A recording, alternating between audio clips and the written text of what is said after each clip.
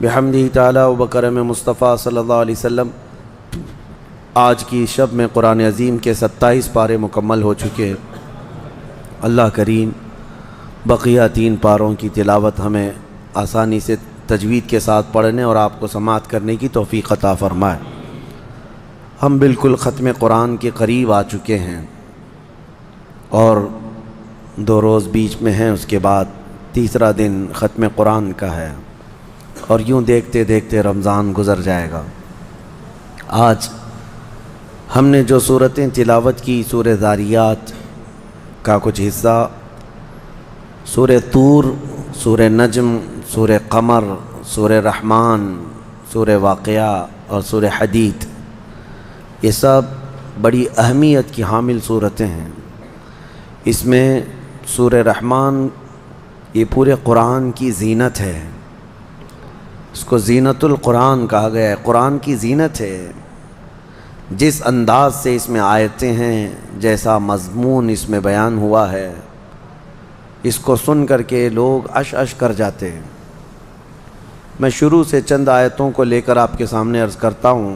سورہ ذاریات کی آخری آیتیں ہیں۔ اللہ تعالیٰ فرماتا ہے وَمَا خَلَقْتُ الْجِنَّ وَالْإِنسَ إِلَّا لِيَعْبُدُونَ، ہم نے انسانوں اور جنات کو صرف اپنی عبادت کے لیے پیدا کیا ہے۔ مَا أُرِيدُ مِنْهُمْ مِنْ رِزْقٍ وَمَا أُرِيدُ أَنْ يُطْعِمُونَ، ان سے صرف اور صرف عبادت ہی کا مقصد رکھا گیا ہے، جنات کی پیدائش اور انسانوں کی پیدائش کا۔ ایک بات میں آپ کو بتاتا ہوں، جس مقصد کے لیے جو مشین بنی ہے، اگر اس مقصد کے لیے وہ کام نہ کرے تو وہ بھنگار میں چلی جاتی ہے، کباڑ میں ڈال دیا جاتا ہے۔ ایک مکسر جو ہے مسالہ پیسنے کے لیے لی جاتی ہے، یا پھر اپنے گھریلو کاموں کے لیے، واشنگ مشین کپڑے دھلنے کے لیے ہوتی ہے، کار ایک جگہ سے دوسری جگہ چلنے کے لیے ہوتی ہے۔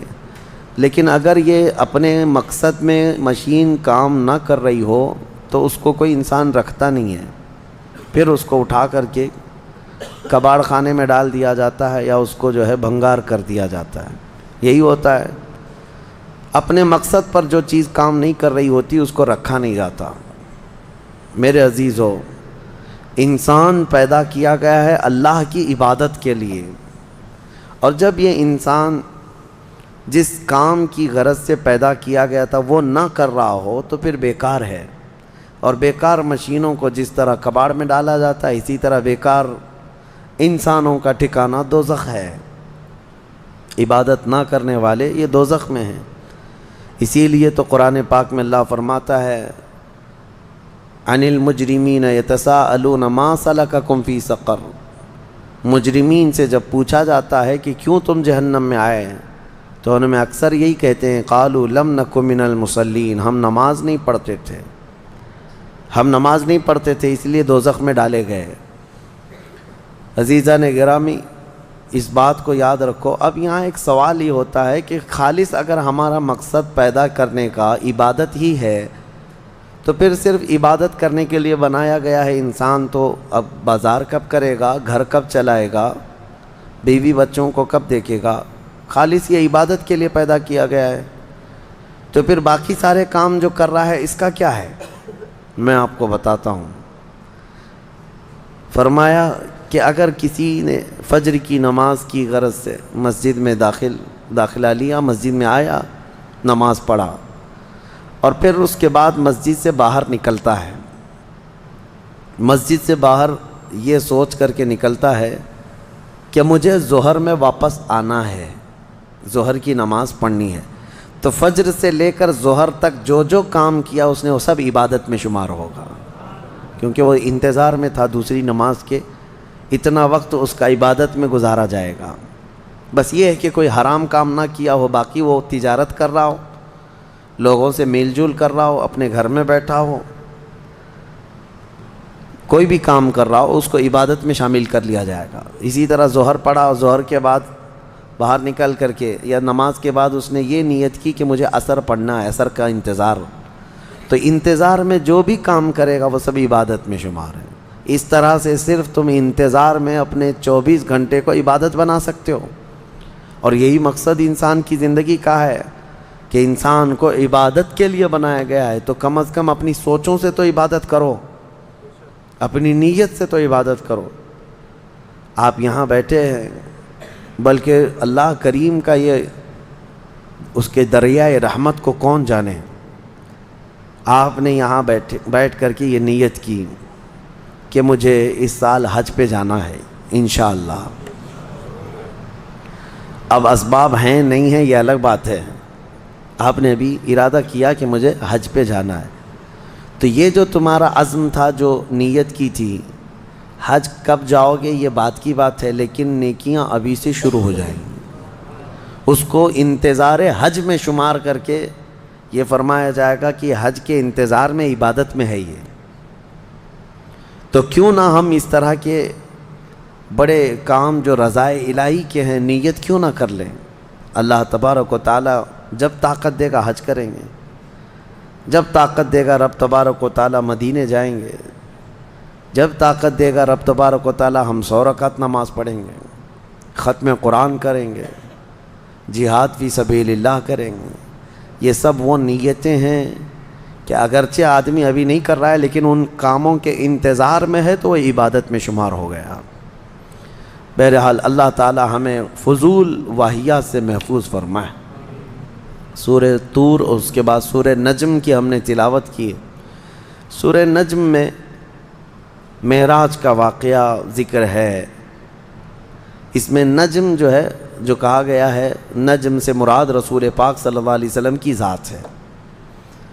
ستارہ، تارہ، قسم یاد فرمائی اللہ تعالیٰ نے، اور تارے کی قسم جب وہ اتر رہا تھا، تو یہاں مفسرین فرماتے ہیں اس تارے سے مراد نبی پاک کی ذات ہے، نبی اکرم صلی اللہ تعالیٰ علیہ وسلم۔ اس میں یہ آیت ہے ما زاغ البصر وما طغى لقد رأى من آیات ربه الكبرى، اور یہ بھی آیت اسی میں ہے فکان قاب قوسین او ادنی، جو کہا جاتا ہے نا قاب قوسین۔ قاب قوسین سے مطلب کیا ہے کہ نبی پاک صلی اللہ علیہ وسلم اللہ کریم کی بارگاہ میں معراج کی شب اتنے قریب ہو گئے تھے جتنا 2 کمانوں کا بھی فاصلہ نہیں رہ جاتا، 2 کمانوں کا فاصلہ نہ رہ جائے، اتنا قریب۔ اور پھر قرآن میں یہ فرمایا گیا کہ نبی پاک صلی اللہ علیہ وسلم اپنے رب کو ایسے دیکھتے رہے کہ آپ نے پلک بھی نہیں جھپکی، نہ آنکھ ادھر ادھر ہوئی نہ پلک جھپکی، بلکہ حضور پاک صلی اللہ علیہ وسلم اپنے رب ذوالجلال کا، اس کی ذات کا مشاہدہ پوری اپنے ماتھے کی آنکھوں سے کرتے رہے۔ اس کا تذکرہ ہے۔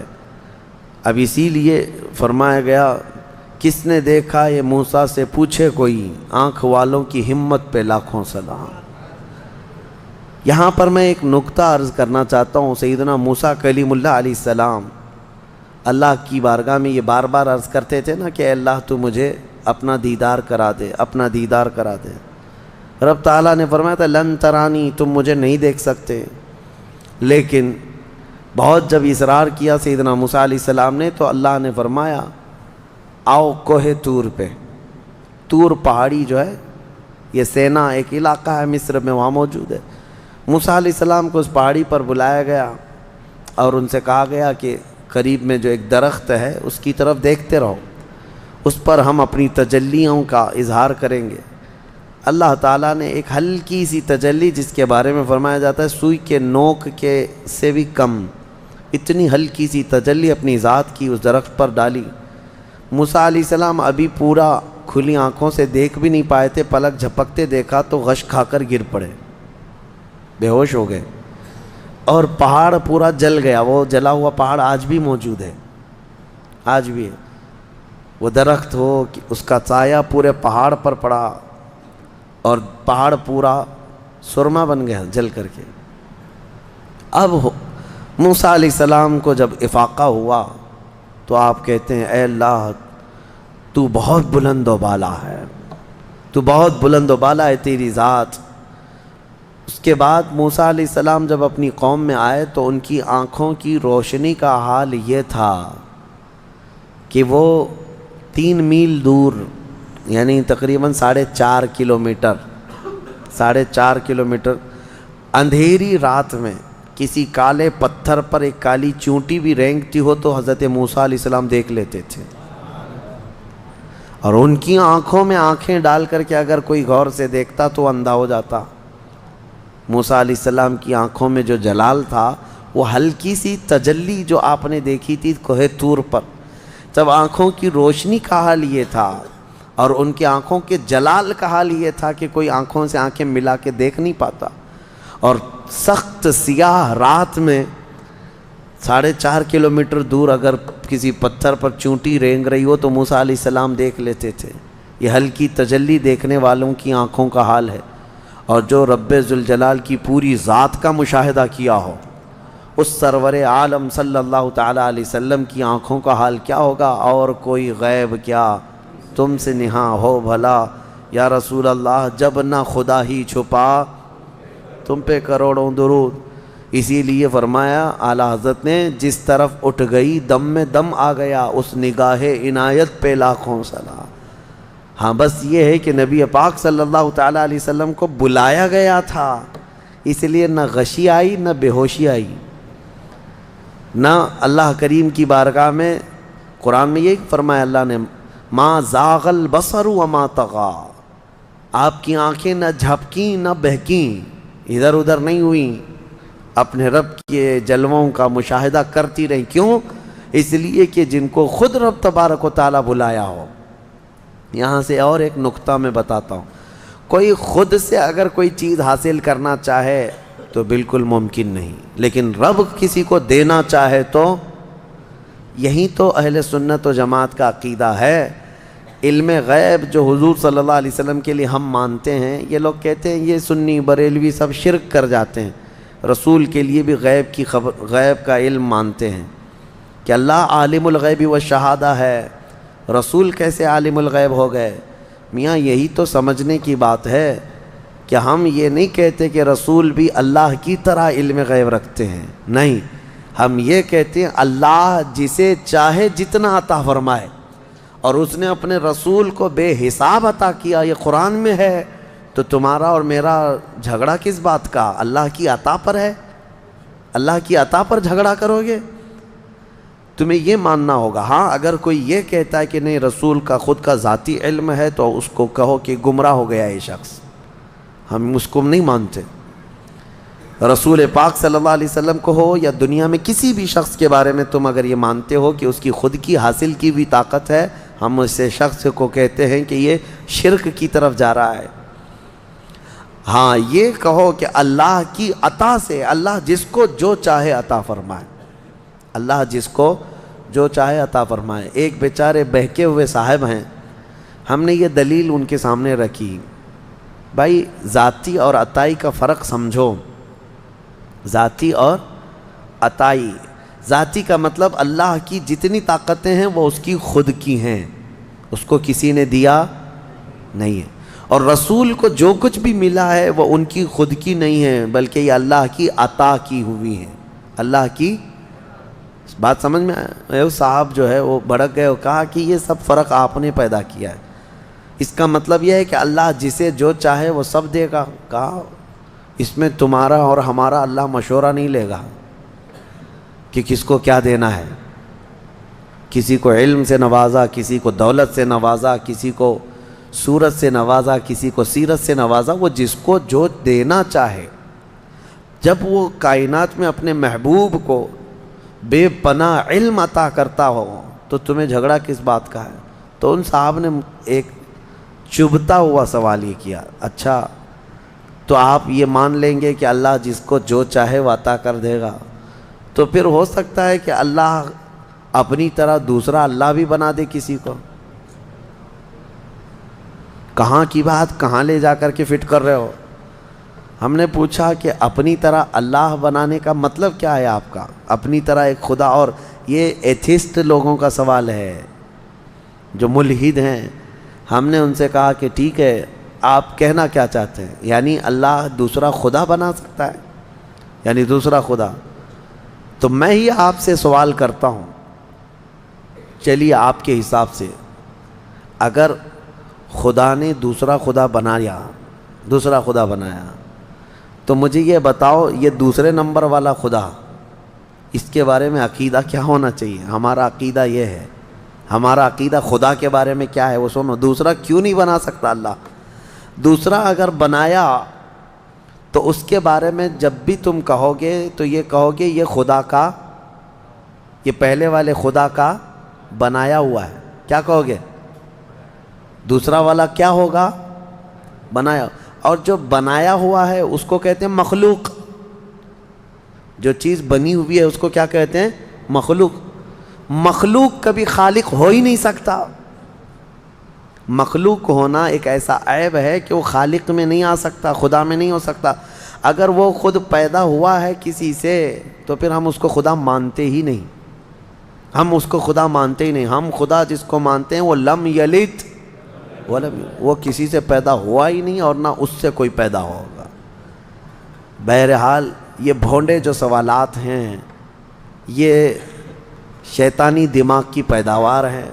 میں آپ سے یہ کہتا ہوں کہ اللہ رب العزت اپنے رسول کو وہ سب چیزیں عطا کیا ہے جو اس کی مرضی ہے، لیکن خدا بنایا نہیں، نہ ہی خدا کا درجہ، کیونکہ یہ ممکن نہیں ہے. یہ ممکن نہیں ہے کہ دوسرا خدا بنایا جا سکے، ورنہ خدا کا تصور ختم ہو جائے گا.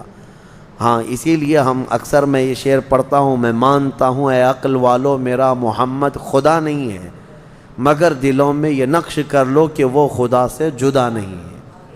بس اتنا ہی عقیدہ ہے. سورہ نجم کی تلاوت، پھر اس کے بعد سورہ قمر کی ہم نے تلاوت کی ہے.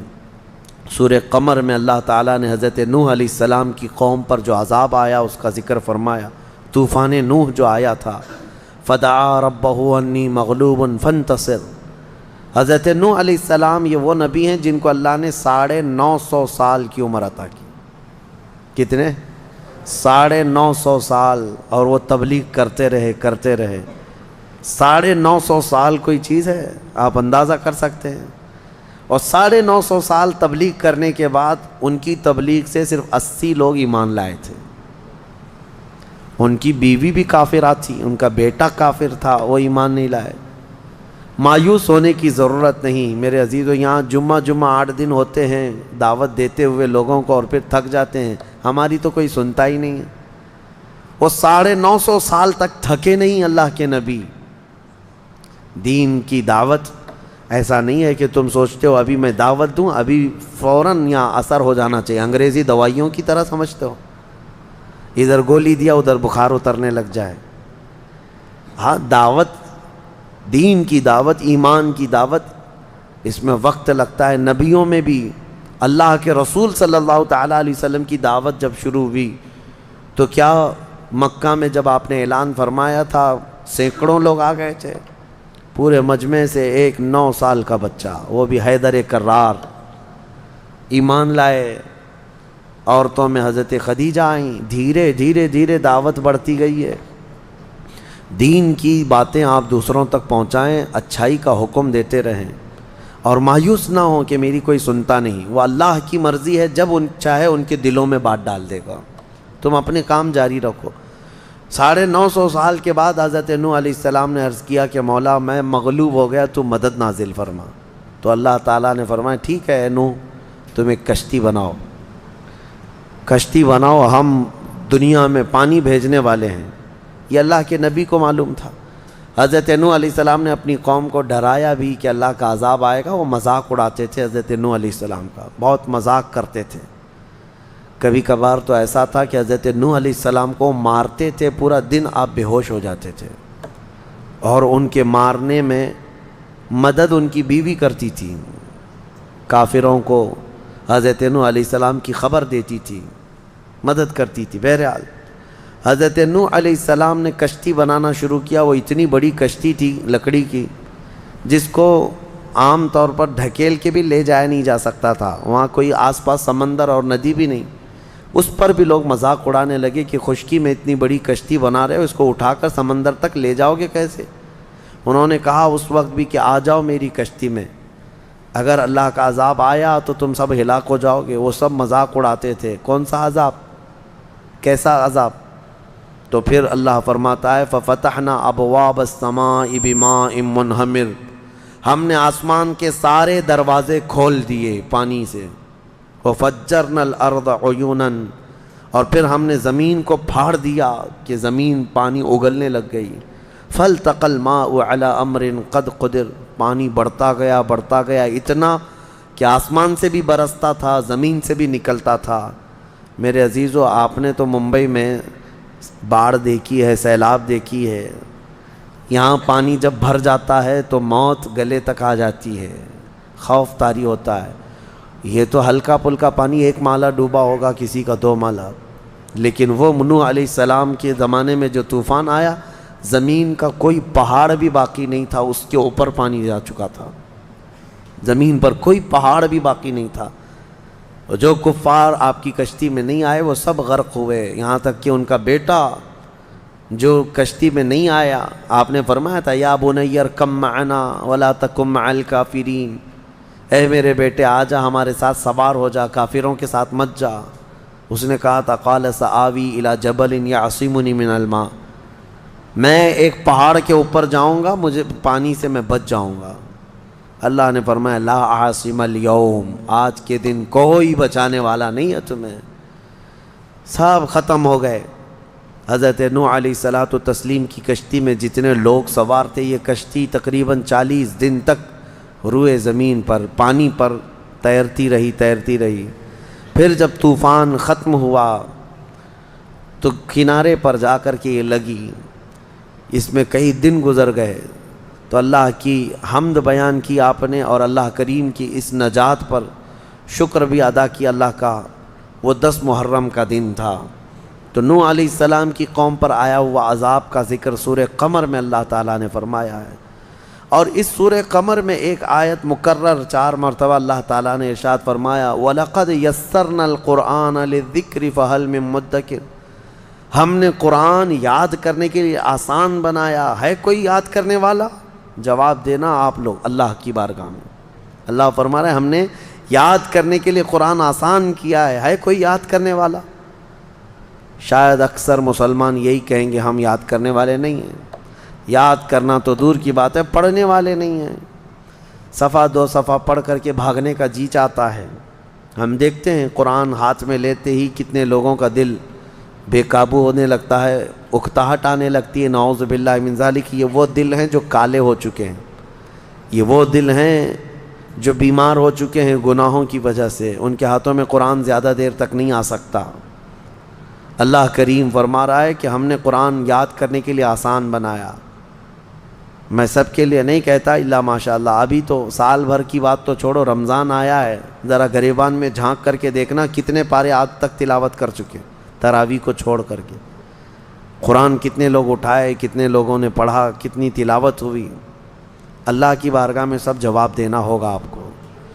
قرآن میں رب تعالیٰ نے بار بار فرمایا، 4 بار فرمایا ہم نے یاد کرنے کے لیے آسان بنایا. ہے کوئی یاد کرنے والا؟ نہیں، پڑھنے والا بھی نہیں ہے.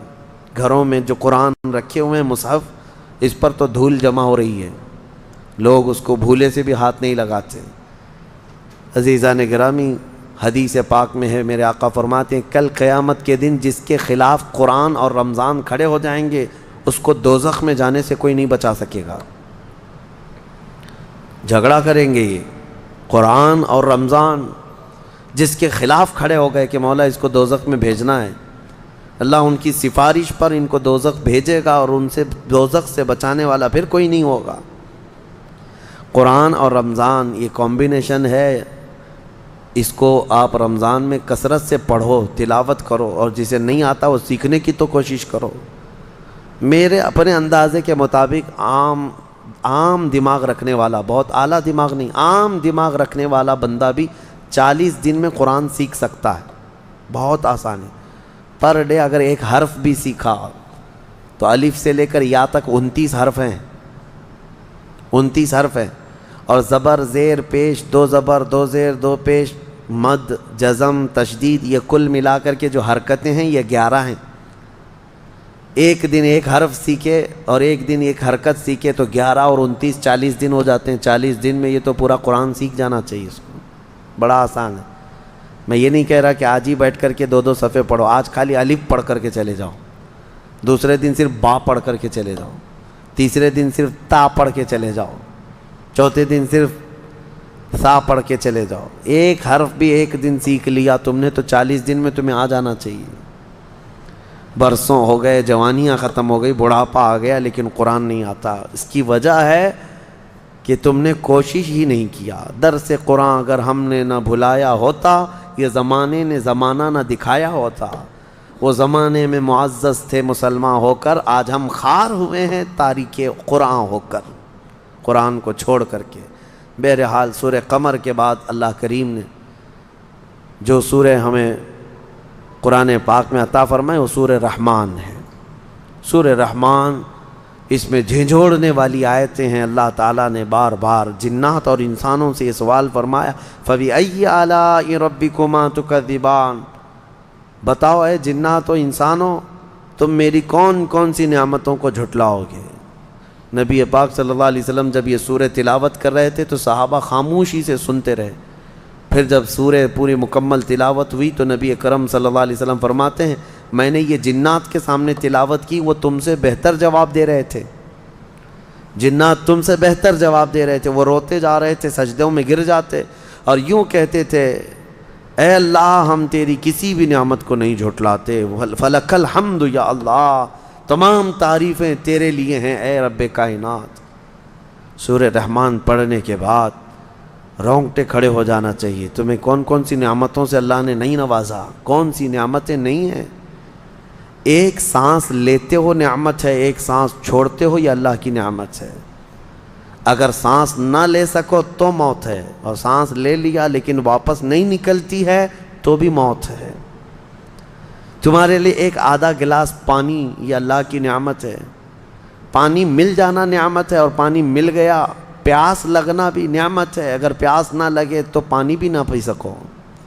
پیاس لگنے کے بعد پانی بھی ہے، لیکن پی جانے کے بعد پیٹ بھرا ہوا لگنا یہ بھی نعمت ہے۔ سیراب ہو جانا یہ نعمت ہے، ورنہ کچھ بیماریاں ایسی ہیں کہ تم پورے مٹکے کے مٹکے ڈالتے رہو پیٹ نہیں بھر سکتا۔ بھوک لگنا نعمت ہے، کھانا ملنا نعمت ہے، اور کھانے کے بعد پیٹ شکم سیر ہو جانا یہ بھی نعمت ہے۔ پیٹ بھرا ہوا محسوس ہونا یہ بھی نعمت ہے، ورنہ ہیضے کی بیماری ایسی ہے کہ ایک آدمی 10 مرغیاں بھی کھا لے زبان سے اس کی بھوک ختم نہیں ہوتی۔ بیماری ہے یہ دنیا میں۔ اللہ نے یہ سب نعمتوں سے تمہیں نوازا ہے۔ بھوک بھی لگتی ہے، کھانا بھی ملتا ہے، اور پیٹ بھی بھرا ہوا ہوتا ہے، اور پیٹ بھر جانے کے بعد غلاظت کا نکل کر کے جانا یہ بھی نعمت ہے۔ فضلہ نکل کر کے چلا جائے یہ بھی نعمت ہے۔ اگر نہیں نکلتا پیشاب پاخانہ جسم میں زہر بن جاتا ہے، 3 دن سے زیادہ تم اپنے پیٹ میں یہ چیزیں روک نہیں سکو گے۔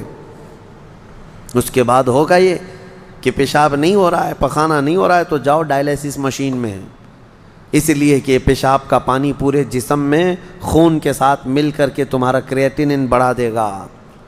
اور اسی کو تو ڈاکٹر لوگ ابھی پیسے چھیلتے ہیں کہ گلے میں یہاں پر مشین ڈال کر کے پورا خون نکالتے ہیں، مشین میں 4 گھنٹے تک فلٹر کرتے ہیں، پانی الگ کرتے ہیں، پھر خون الگ کر کے واپس جسم میں ڈالتے ہیں۔ اور ایسا شخص جس کا پانی نہیں نکلتا، ہر 2 دن پہ اس کو ڈائلیسس کرانا پڑتا ہے کہ پانی نکالنا ہے، اور پھر پانی کتنا لمیٹڈ پینا ہے، 2 دن کے اندر آدھا لیٹر پانی پینا ہے بس، اس سے زیادہ پانی نہیں پی سکتا۔ ڈاکٹر سختی سے منع کرتے ہیں۔ سوچو کون کون سی نعمتوں کو جھٹلاؤ گے اللہ کی تم آج۔